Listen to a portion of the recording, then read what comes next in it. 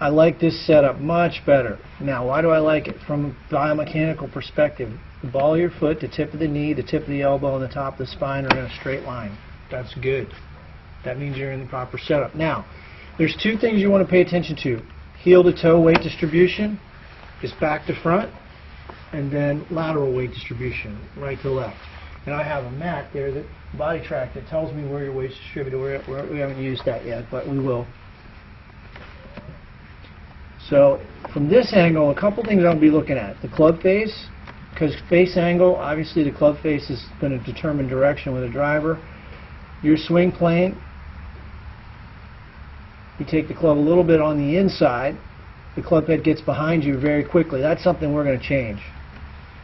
Now, I don't know if you've been told, what you've been told. I'm going to assume some of this stuff you may have heard and may not have heard, but just keep talking. Alright. So for me, the thing that we're going to change, Richard, is I don't want to see a lot of wrist break and hand action on the takeaway. Now, what does that mean? I don't want the angle in your lead wrist to change position. You're doing a lot of bending, breaking. I think your hands are too active on the takeaway, like right there. So you've done a lot of movement with your hands right there.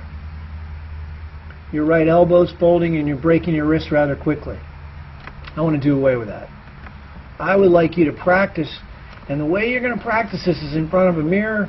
You're going to put a club down on your right toe at 11 o'clock. So that we're going to imagine this is clock. At 12 is straight up, 90 degrees. 11 o'clock is probably 60 degrees, 70 degrees, whatever it is. You're going to take a golf club, bend from your hips, push your hips back, touch the top of your knees with both hands, put your hands together. Now, from there, the lead wrist is not going to move. You're going to take the club back, and you want the club on the ground to match the club in your hand. You want those two to be congruent, parallel. That's how you're going to do it.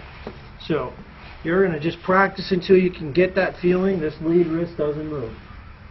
Don't break your wrist. Now, that is a pretty important concept, because when you start to use your hands, I was given a lesson by Jackie Burke at the Champions Club when I played on the PGA Tour, and one of the things he said to me was, when you start to use your hands in the swing early, it's all timing. You've got to now figure out how to get that club back to square.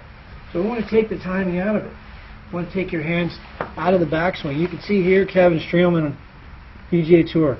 Not a lot of movement in his hands. Basically, it's what they call a one-piece takeaway, and you've probably read a lot of stuff, I don't know, but yeah, so that is significantly different than what you're doing, and that's something I want you to practice every day. Change that takeaway. Now, do you get to the top of your backswing in a nice position? Yes, you do. That's a nice position. Why is it good? Well, your left arm is in a nice position right across your shoulder plane. The club face is very much parallel to your left arm. That's good. The club is slightly what we would call cross the line. It would be a little more parallel at the top. But the reason it's What do you mean by that? cross the line means the shaft is pointing to the right at the top. It's not parallel. It's not parallel to the toe line. So here's your toe line, right? Yeah. The shaft would be parallel to that line at the top. I'll show you what I mean. When he gets up to the top, notice how the club is more in line. Right. With his feet. It's a very small difference. It's a game of inches. It is. It's a game of inches. And the reason yours is your club's shaft's pointed to the right is you don't take it back properly. You take it back to the underneath the plane, and you come down over the plane just a little bit. But not much. I mean, that's pretty good position right there. I would say your hands are a little too far away from the lower line, and the club's a little bit too far away, but it's very good. You can see how that club is tracking more on line. See, your hands are further away. We're only talking a couple inches. Like you said, it's a game of inches. But you have a very nice golf swing, and it's a swing that'll work. That last shot, the face was open. What I also like is it's athletic. You got a good amount of speed. So yeah, there's a huge upside here. But what we're going to do, Richard, is you're a guy that goes underneath the plane and then over the plane. We want to go back a little different. Let me ask the question. Mm-hmm. So I get this. You want this. Yeah. Okay, but where does my wrist break? That's a good question. Yeah, so when the shaft reaches about parallel to the ground and your hands are about hip high, right about here, you're going to start to break your wrists. Your wrists are going to hinge. Now, how do they hinge?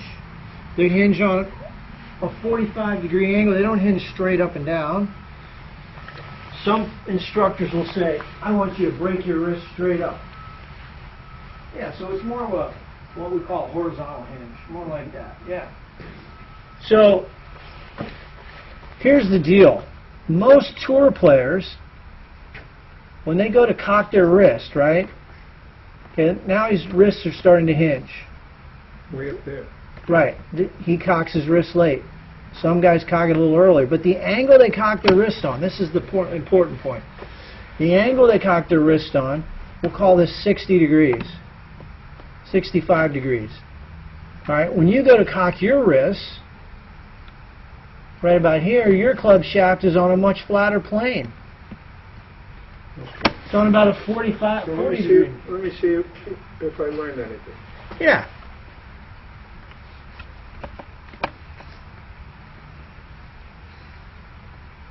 How you deliver the golf club is more important. But when you take it back, here's your checkpoint.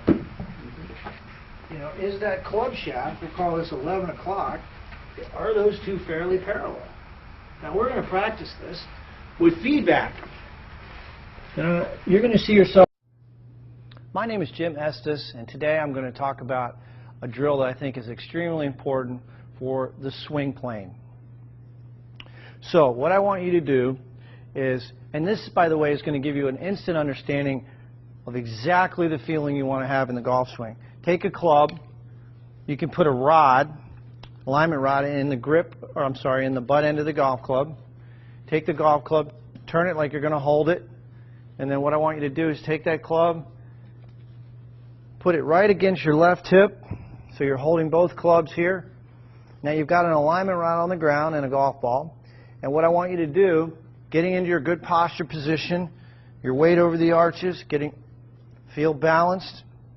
The insides of the heels are going to be about the width of your hips. Take a swing back, slow motion, and trace with that alignment rod the target line all the way up. The shaft should be parallel to your target line at the top, and then slowly coming down, trace the line. And do this in slow motion.